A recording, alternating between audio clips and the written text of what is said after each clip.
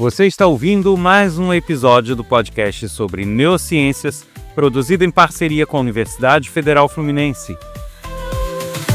Adriano fala e a mente expande. Eu sou o Adriano Freitas, pós-graduado em neurociência cognitiva, especialista em neurociência clínica e intervenção em neuropediatria. Neste episódio, o assunto é a vergonha. Em harmonia, trazendo luz à neurologia. A cada podcast, uma viagem. Quer colaborar com esse podcast, mantendo ele sempre vivo? Então compartilhe os episódios, o canal com quem você conhece, com seus amigos, colegas de trabalho. Quanto mais você compartilhar, indicar para as pessoas, maior vai ser a audiência e isso vai garantir a continuidade do projeto. A gente depende da audiência, então eu conto com você. E também conto com suas sugestões, opiniões, críticas, elogios. Isso pode ser feito pelo telefone 22 99 222 1003. É só mandar sua mensagem de WhatsApp para a gente. E se quiser nos seguir nas redes sociais, é só buscar neurociência.af, TikTok, Instagram, Facebook e Quora. E para me conhecer um pouquinho mais, saber dos projetos que eu desenvolvo, basta visitar o meu site www.adrianofreitas.com. E que tal maratonar todos os episódios? Já são quase 300 no ar. Muita gente chegou no meio do caminho. Então que tal colocar os assuntos em dia, já que a gente não repete, e se informar sobre tudo, né? Muita informação bacana sobre as neurociências e o nosso comportamento. Cada ideia é um clarão no escuro. Todo mundo, em algum momento da vida, já se sentiu envergonhado por alguma coisa. Já fez alguma coisa, ou estava com alguém que fez alguma coisa e ficou meio corado, envergonhado, desviando o olhar. Isso daí é natural, gente. Então a vergonha, ela é um dos conjuntos de reações e instintos humanos que ajudou ele a se preservar e a se proteger desde a pré-história.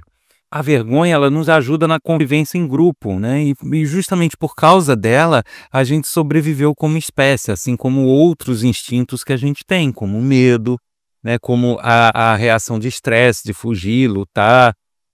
Então, todas essas reações instintivas, elas foram se desenvolvendo justamente com o intuito de manter o ser humano vivo, né? De manter a espécie viva e causar essa sobrevivência. Mas aí você pode me perguntar, tá, mas como isso acontece? Principalmente na pré-história, o ser humano ele era muito vulnerável às intempéries, né? Ao meio em que ele vivia.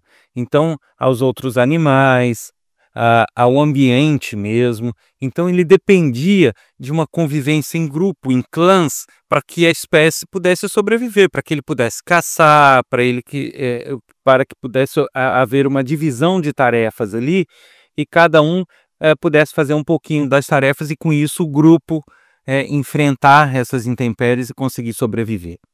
E a vergonha entra aí, né, nessa manutenção do grupo. Aí você me diz, mas o que a vergonha tem a ver com caça? O que a vergonha tem a ver com instinto de autopreservação e com tantos outros que, a princípio, nos parecem mais importantes do que a vergonha? É simples, porque a vergonha é um balizador que evita que a gente faça coisas que vão contra as normas ou o comportamento do grupo.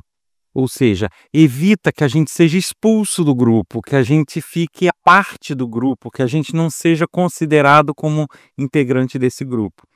Então a vergonha ela entra aí para nos dar essa sinalização do que a gente pode ou não fazer e nos deixar de pé atrás, nos fazer evitar tomar determinadas atitudes, justamente por ter a vergonha, por ter um instinto de que aquilo ali poderia nos prejudicar enquanto convivência de grupo. Então essa é a finalidade da vergonha. A vergonha, ela atua em 3 partes principais do cérebro, né, que é o córtex pré-frontal medial, que faz a análise social, a percepção de julgamento. Ela também está envolvido a amígdala, que é a resposta emocional, inclusive o medo de exposição, é gerido pela amígdala, e a ínsula, que tem uma percepção interna, né? A percepção de nós mesmos e do desconforto emocional que a vergonha gera. Então essas 3 áreas, e até ativando e também fazendo uso de outras, elas geram esse sentimento de vergonha. E vocês podem reparar que o sentimento de vergonha, ao contrário de alguns outros, ele é bem impeditivo. Para a maioria das pessoas, né, a gente até brinca, tá com vergonha, vai com vergonha mesmo. Mas a gente sabe que não é muito fácil vencer a vergonha. Quando algo nos causa muita vergonha, a gente tem um sentimento muito ruim, muito repulsivo durante tudo que a gente está fazendo naquele ato. Então a gente quer evitar continuar naquela situação, a gente quer sumir o mais rápido possível, a gente não quer estar ali, a gente não quer fazer aquilo, a gente não quer enfrentar aquela situação, ou seja, um sentimento de freio, né? Ele tenta nos frear para justamente a gente não tomar atitudes que vão nos apartar daquele grupo. Então isso é um instinto natural do ser humano e faz parte do conjunto de instintos de autopreservação que o humano tem. Agora, é importante também, como tudo, fazer uma distinção, porque muita gente confunde alguns sentimentos. E a vergonha também é muito confundida, né? A vergonha, ela costuma ser confundida com a culpa, ela costuma ser confundida com o próprio embaraço, né? Aí é uma questão de termos, mas existem diferenças, né? Uma coisa é você estar embaraçado, estar incomodado com uma situação, e outra coisa é você estar com vergonha dessa situação. Então muitas vezes você pode se sentir embaraçado por algo que você faz repentino, mas que não é uma coisa que afeta a visão dos outros de você. Então, por exemplo, você está num ambiente que está todo mundo falando baixinho. Aí, sem querer, você dá uma gargalhada alta ou você fala uma frase mais alta. E aí todos escutam, olham para você. Isso não é propriamente vergonha, né? Isso é um embaraço momentâneo, né, que você acabou causando, que você se sente embaraçado, porque é uma situação constrangedora, ok, mas não é nada que te coloque abaixo do grupo, não é algo que o grupo vá te expulsar por causa disso. É lógico que excessos sim, mas é uma coisa eventual, não. Então, isso é meramente um embaraço, algo que saiu sem querer, uma situação que foi não proposital e que causou aquilo e que é uma situação embaraçosa naquele momento, mas que não representa necessariamente uma vergonha. Já a vergonha é alguma coisa que pode fazer com que as pessoas te vejam como um incompetente, te vejam como uma pessoa não digna daquele grupo. É isso que causa maior vergonha. Então, se você tem, por exemplo, um grupo, aí falando em termos de sociedade hoje em dia, tá? Onde todo mundo está bem vestido, todo mundo está num certo grau de apuro em trajes, em roupas, e aí de repente você chega de chinelo de dedo, camiseta, bermuda. Tá? Não é uma coisa eventual, um embaraço que saiu sem querer e etc. É algo que você fez e que de repente naquele meio você vai se sentir extremamente incomodado. E as pessoas que têm, o grupo, né? Se ele tem isso como uma premissa elegante, uma premissa importante para esse grupo, ele vai te ver como uma pessoa inferior ou vai te ver como uma pessoa que não deve participar daquele grupo porque você não segue regras daquele grupo. Percebe? Veja bem, eu não estou falando que estar bem vestido é determinante ou é bom para nada. Eu estou dando um exemplo. Tá? Então, quantas pessoas são olhadas tortas em eventos porque não estão vestidas de acordo, né? Então, isso deixa de ser um embaraço e passa a ser o tal sentimento de vergonha. A pessoa se sente diminuída em relação ao grupo. E isso vale para certas situações, certos atos, independentemente de roupa, né? Para várias situações. Eu estou falando aqui o exemplo que veio clássico na minha mente. Para mim, em particular, não quer dizer nada, né? Para mim, eu estar com a roupa que for não me interessa, os outros que se dane. Mas em determinados ambientes isso é relevante. E aí sim entra a questão da vergonha. Você se sente muito mal de estar naquela situação, de estar sendo julgado pelos outros. Então, percebem a diferença do embaraço e da vergonha? E a culpa, que é um terceiro sentimento que costuma ser confundido com a vergonha, é quando a pessoa se arrepende ou se sente mal por algo de ruim que ela julga que fez, né? Então, digamos que a pessoa minta para alguém. Ela pode ter um sentimento de culpa por ter mentido, se arrepender de ter mentido. E aí isso gera uma culpa nela que ela não devia ter feito aquilo naquele grupo.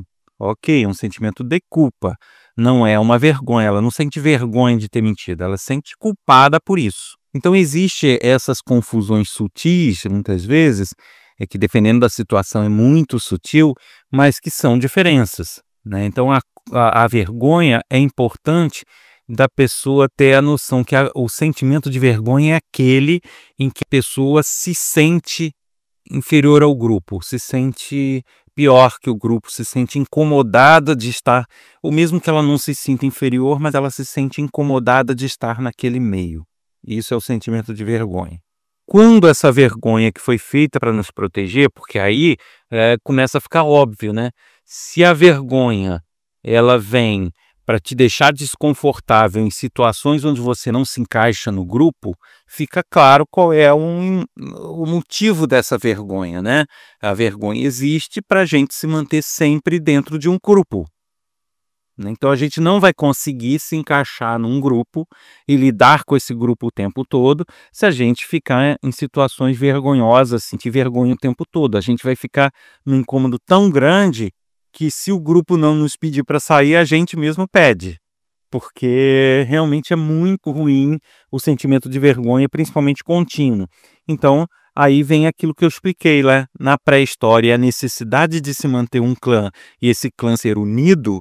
As pessoas tinham esse sentimento de vergonha muito aflorado, justamente que impedia ela de se afastar e de ser deixada de lado nesse clã. E aí a sobrevivência da espécie vai se solidificando junto com outros instintos que a gente tinha, de lutar, de fugir e assim por diante.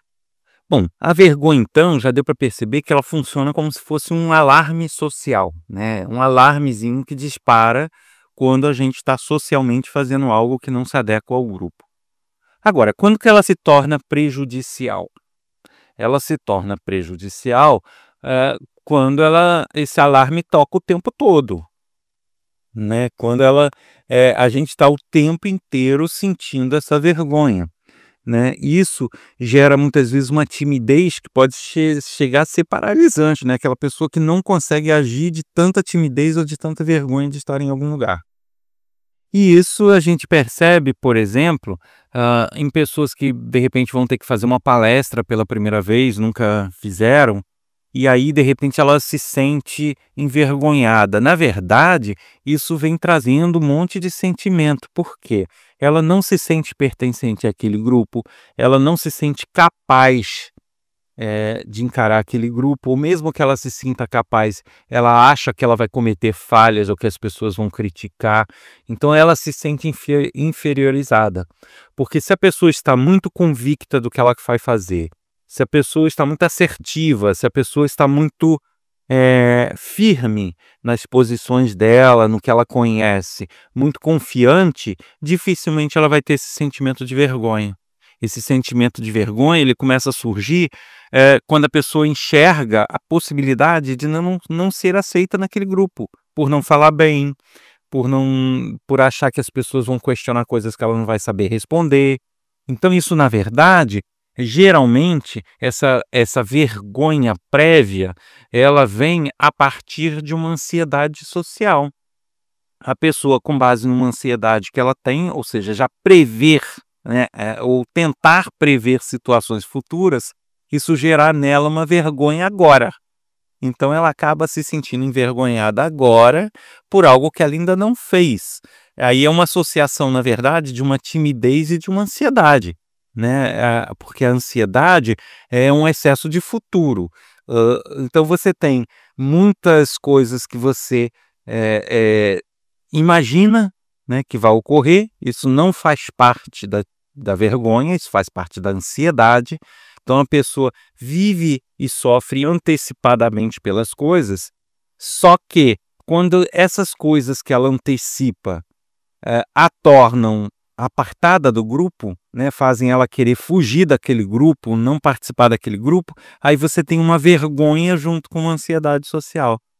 E aí justifica tudo, sabe? A vergonha por si só, ela não vai atuar previamente, né? É por algo que você percebe que está acontecendo naquele momento. Ah, cheguei de roupa inadequada no ambiente. Eu olho para todo mundo vestido e olho como eu estou vestido, eu me sinto envergonhado naquele momento. Agora, antes de chegar lá, eu não tenho essa sensação de vergonha tão aflorada. Se eu tiver, é porque junto com ela eu estou tendo algum grau de ansiedade. Eu estou prevendo uma situação. E se você prevê essa situação, você deixaria de ter vergonha se você se precavesse dessa situação, né? Se eu prevejo que vai estar todo mundo bem vestido e tal, por que eu vou mal vestido, né? A menos que eu realmente não queira participar daquele grupo, porque se o grupo faz questão disso, eu teria que saber que o grupo faz questão e me comportar de acordo. Então, o problema começa a ocorrer, como eu estava começando a dizer, quando esse alarme social dispara o tempo todo, né? Situações que não deveriam causar vergonha, causam. Então, pessoas, eu estou citando esse exemplo de roupa, gente, mas para mim realmente é irrelevante, tá? É o que está vindo mais fácil na minha cabeça aqui, que eu não tenho um roteiro, não tenho texto para ler, e aí é o que vem na minha cabeça no momento, assim, de mais fácil de exemplificar, né? Mais de visualizar. Mas isso ocorre com qualquer segmento, com qualquer coisa na nossa vida, né? Mas, assim, um exemplo desse alarme disparar o tempo todo é o seguinte: eu me senti envergonhado na praia por estar de chinelo de dedo. É uma coisa totalmente equivocada e é uma vergonha, né? Esse alarmezinho social disparado totalmente de forma errada. Ele está disparado em excesso. Por quê? Porque na praia está todo mundo de chinelo de dedo, né? Ou descalço. Então, por que eu sentiria vergonha de estar com chinelo de dedo? Então, isso já é o tipo da vergonha em excesso, porque ela não está ali para te preservar do grupo, porque você está integrado no grupo. Então, a vergonha ela começa a se tornar inadequada quando ela dispara em momentos em que não fazem a menor diferença. Ah, tá todo mundo rindo, e aí você ri, mas sente vergonha porque você ri mais contido ou mais espalhafatoso, né? Mas daí, né? Tá todo mundo rindo, você está num ambiente para aquilo, tá numa comédia ou o que for, por que você vai sentir vergonha de rir? Então, ele está sendo disparado no momento errado.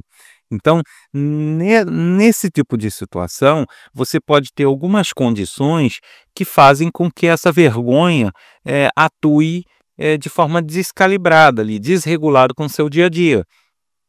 Por exemplo, em transtornos depressivos, a pessoa pode sentir vergonha por coisa que não tem nada a ver, em ambientes que ela está totalmente integrada, mas que ainda assim causam vergonha nela por algum motivo. Geralmente pessoas com baixa autoestima, as pessoas que não acreditam em si mesmo, não acreditam que podem, não acreditam que têm competência, não acreditam que estão à altura, e às vezes essa baixa autoestima é tão grande que ela se sente envergonhada por tudo que ela faz, né? Tem pessoas que chegam ao extremo dela querer ficar enfurnada em casa porque tudo que ela faz causa essa sensação de vergonha.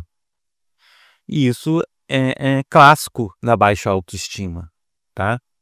E também até alguns transtornos alimentares, por incrível que pareça, podem causar isso, né? Por exemplo, a bulimia e outros transtornos alimentares sérios, eles podem gerar esse sentimento de vergonha, né? As pessoas que praticam bulimia, elas praticam e depois se sentem muito envergonhados por isso. Então, realmente, é algo que né, foge ao normal da vergonha. O curioso é que a gente pode sentir vergonha mesmo sozinho, né? Você diz, poxa, mas a vergonha não é quando você está num ambiente e se sente deslocado daquele ambiente? Sim, mas em algumas situações específicas, mesmo em pessoas não ansiosas, elas podem se sentir envergonhadas sozinhas, né? Porque em algumas situações o cérebro pode simular esses julgamentos, essas situações sociais, né? Então ela pode se sentir envergonhada sem ter mais ninguém no ambiente. Imagina como se a gente tivesse dentro da nossa cabeça um jurado que fica julgando nossos atos, né? E aí ele julga que a gente está inadequado, mesmo que não tenha com outras pessoas. Isso pode acontecer e gerar essa sensação de vergonha, né? Então, às vezes, a gente tá, sei lá, numa empresa ou num escritório, alguma coisa, a gente está sozinho na sala, mas a gente começa a nos julgar pelo ambiente geral, independente da sala onde a gente está. Então, naquela sala não tem ninguém, mas o ambiente daquela empresa nos faz acreditar que a gente está inadequado. Então, a gente se sente envergonhado mesmo que não tenha ninguém nos julgando naquele momento. Então, isso pode acontecer e também é natural. Isso não significa problema. O problema que eu falei são aquelas invenções, coisas que não ocorreram, não estão ocorrendo e a pessoa, aí sim tem ansiedade junto, tem tudo, tá bom? Agora, o importante é a gente ter em mente que a vergonha ela não é uma inimiga. Tá? A vergonha, ela não está ali para nos prejudicar, né? Tem gente que fala, não, tem que acabar com vergonha. Não, não tem que acabar com a vergonha, porque a vergonha nos ajuda, né? Uma bússola social que nos ajuda a nos comportar adequadamente, porque assim, por mais que a gente não concorde com certas coisas, mas certos objetivos nossos dependem de grupos, né? Principalmente objetivos profissionais, a gente depende dos outros. A gente depende, de repente, para ter uma ascensão profissional, para conseguir alcançar nossos objetivos, a gente precisa conviver com grupos que têm regras ou que têm hábitos que muitas vezes não são os que a gente valoriza. Não são os que a gente dá maior importância, mas às vezes para o grupo é de importância. Então, você tem isso como uma bússola social para mesmo que você não dê a máxima importância para aquilo, uma roupa, por exemplo, mas você sabe que aquilo vai ser importante não pela situação em si, mas pelo objetivo que você quer alcançar que passa por aquilo. Então, ela é uma ferramenta que nos ajuda nesse tipo de situação, da gente ir nos guiando e nos balizando para que a gente não haja de forma inadequada e para que a gente consiga seguir rumo ao nosso objetivo, né? Tudo depende do nosso objetivo. Se o meu objetivo é fazer algo independente do que os outros acham e dane-se, eu tenho que saber que eu vou enfrentar muito mais problemas, muito mais obstáculos, porque eu não vou me encaixar em vários ambientes. Mas é uma decisão, uma escolha minha. Agora, se a escolha é minha, não, eu vou tentar ir pelo caminho que me leva mais fácil, não é mais fácil, mas de forma mais tranquila para o meu objetivo, sem muitos embates. Então, você vai ter que se adequar a vários ambientes que muitas vezes você não concorda para poder alcançar esse objetivo. E aí a vergonha vai atuar aí, te ajudando ali como uma bússola, né, como um guia nesses ambientes. Tá? Agora, veja bem, eu não estou falando que a pessoa tem que fazer coisas eticamente impróprias, que ela tem que fazer coisas ilegais, então é isso, porque aí entram questões decisórias, né, caráter, formação. Eu estou falando de coisas, né, do dia a dia normais, onde a vergonha realmente pode nos auxiliar a lidar com isso tudo, né? Como resumo, então, a gente pode ter em mente que, ao contrário do que muitos pensam, a vergonha não é algo a ser combatido, é algo a ser convivido, mas que a gente saiba até que ponto ela está em excesso ou não, né? Se ela estiver em excesso, que a gente cuide da ansiedade, que a gente cuide de outras coisas que vão estar provocando esse excesso, porque o excesso propriamente não é necessariamente dela, né? Pode ser um excesso vindo de uma ansiedade, como eu expliquei. Então a gente ter essa consciência e saber conviver com ela, porque quando a gente sabe lidar com as ferramentas que a gente tem, elas podem, ao invés de nos atrapalhar, nos ajudar e muito. A mente é um labirinto sem fim. Em ondas cerebrais eu mergulho assim. Adriano Freitas no comando. Você ouviu mais um episódio do podcast sobre neurociências, produzido em parceria com a Universidade Federal Fluminense. Eu sou o Adriano Freitas, pós-graduado em Neurociência Cognitiva e especialista em Neurociência Clínica e Intervenção em Neuropediatria. Neste episódio eu falei sobre a vergonha. Nos ajude a manter esse projeto vivo. Compartilhe os episódios, o canal com seus amigos, colegas de trabalho e familiares. Este compartilhamento nos ajuda a manter o projeto vivo. E conto com a sua colaboração pelo WhatsApp 22 99 222 1003. Te aguardo aqui no próximo episódio. Até lá!